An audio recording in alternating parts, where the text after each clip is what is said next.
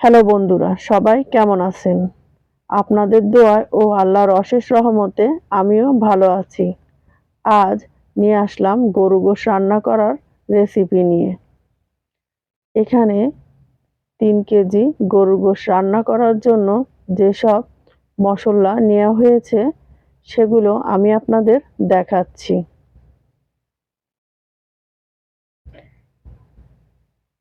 এখানে পেঁয়াজ কুচি, আদা রসুন বাটা, জিরে বাটা, চুই ঝাল, শুকনো মরিচ বাটা, আলু,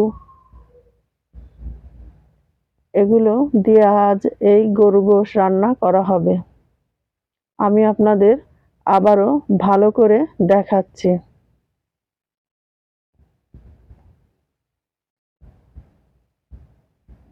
আমরা গ্রামের মানুষ, তাই বাইরে রান্না করব না, কাঠের চুলায় রান্না করব না, সেটা আবার কেমন করে হয়। দিনের বেলা দেখেন কত না সুন্দর দেখাচ্ছে। এবার সম্পূর্ণ গোশ একটা বড় হাঁড়ির মধ্যে নিয়ে নেব। আমি গোশগুলো হাঁড়ির মধ্যে নেওয়া ভিডিওটা আপনাদের দেখাতে পারলাম না।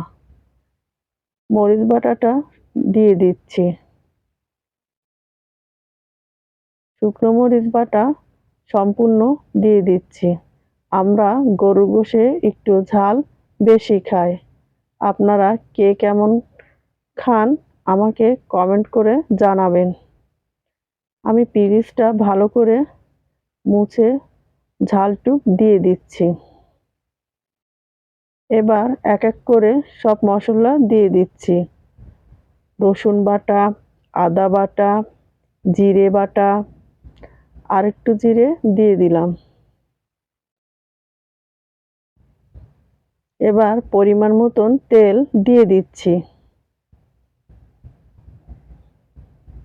আমার হাতটা অল্প একটু পানি দিয়ে ধুয়ে নিচ্ছি। হাতটা ধোয়া হয়ে গেছে। এবার স্বাদ মতন লবণ দিয়ে দেব।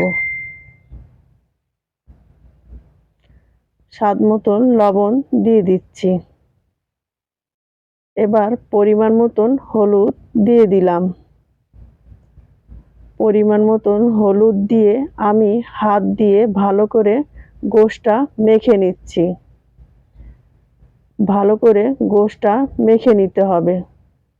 আমি আপনাদের পেঁয়াজ কুচি দেয়া দেখাতে পারিনি, কিন্তু এর মধ্যে পেঁয়াজ কুচি দিয়েছি।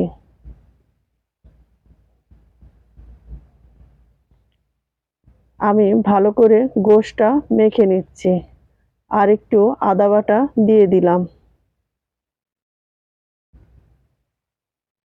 আমি যখন বেশি গরু গোশ রান্না করি তখন এভাবে মেখে রান্না করি।